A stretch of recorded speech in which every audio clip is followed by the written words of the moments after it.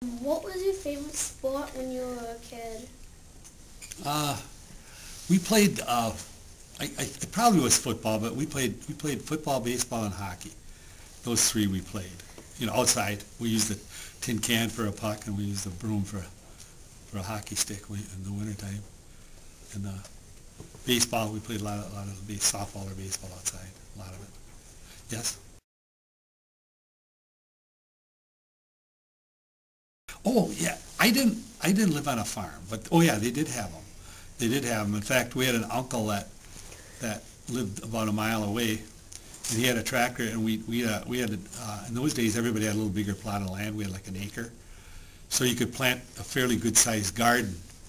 And I remember every year it was kind of a traditional thing. My uncle would come over, and he'd plow up the acre, whatever we had to plant, and then the next week he'd come and drag it, so it was ready to plant. So that was what would happen when I was younger all the time. That was a routine.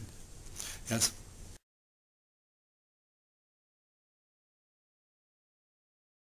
Uh, well, in the summer we had a lot of baseball and a lot of swimming. We walked. I had the swimming hole, the old swimming hole. You guys heard that term probably, the old swimming hole. I lived not too far from the Duck Creek River, and we used to go swimming, almost every day. And then we'd go to Pamperin Park. That was pretty close to my house. We'd go swimming there. So we did, in the summertime, we did almost every day. We did swimming.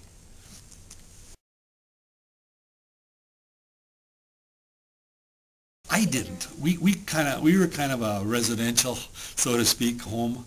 Even though we had, an acre and a half of land, it was a lot bigger than just a little lot like you got today.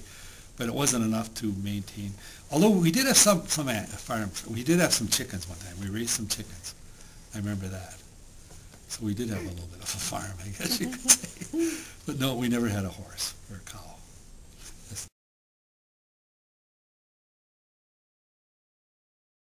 Something that's a good question. My memories as a kid were really, really good.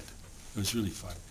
And but now, sometimes progress, as you get bigger, sometimes it's a good thing, and sometimes it's not quite as good.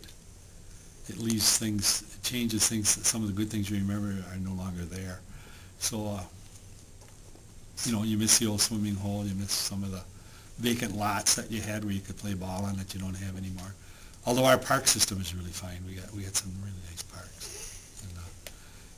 But I like the area. I like it a lot, and I don't know. In some ways I like it better, some ways not. But I mean, overall, I think our Howard Swampco area is really good. It's second to none, in my opinion.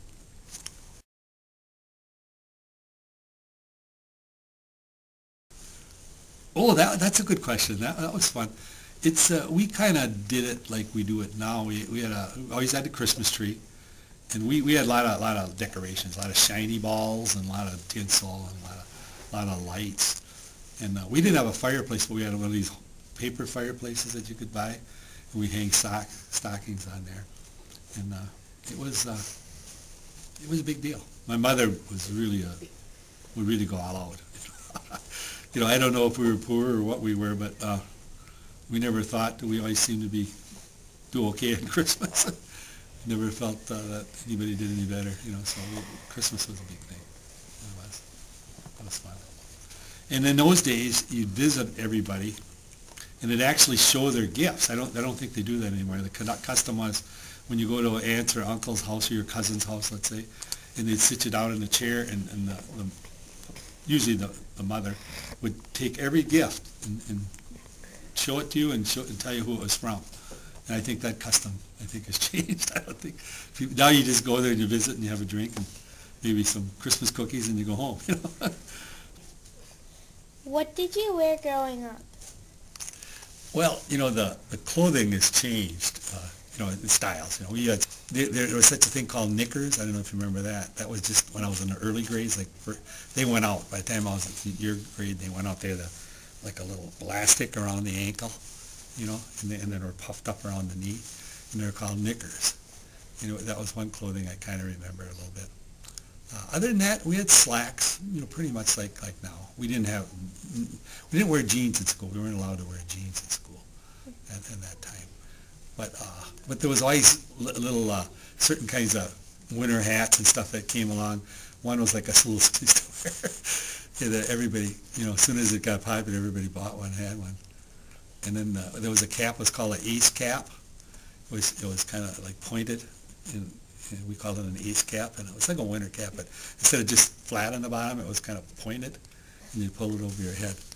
And I remember, those are some of the things I remember as clothing. How did fashion change over the years? Oh, it seemed not so much at the stuff we wear at your age was pretty informal actually, but the move towards formal clothing kind of changed. Years ago, a lot more people wear suit and ties, and stuff like that. Now, you just wear open collars and regular dress shirts, and they don't dress up quite as fancy as they used to years ago. That's one thing I noticed over the years. There's one other thing I can remember. It was called a bomber jacket. It was a winter jacket and had a fur collar, and it kind of went with the hat. It kind of like a pilot. If you watch the old movies, the pilots used to wear.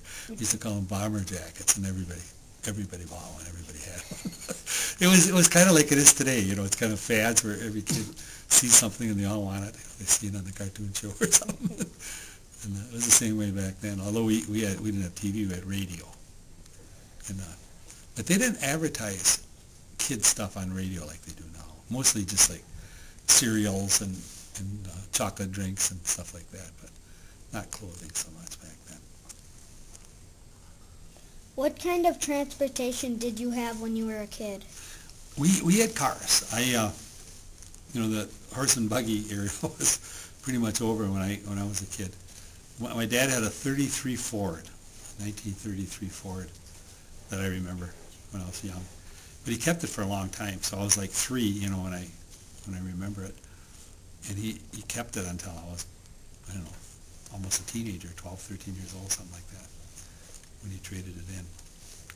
And I went to school actually in Green Bay, so we were transferred by car. We didn't use school buses. School buses were out there, but I never used one much.